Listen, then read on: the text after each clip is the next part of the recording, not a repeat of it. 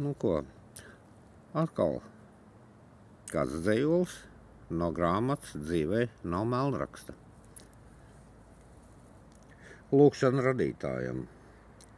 Neskaitot tēvreizi, es klusi lūdzos, rokas pret debesīm uz augšu ceļot, par mīļajiem saviem radiem un draugiem, lai svētību, veselību, mieru tie rod. Par esību saku radītājam, paldies!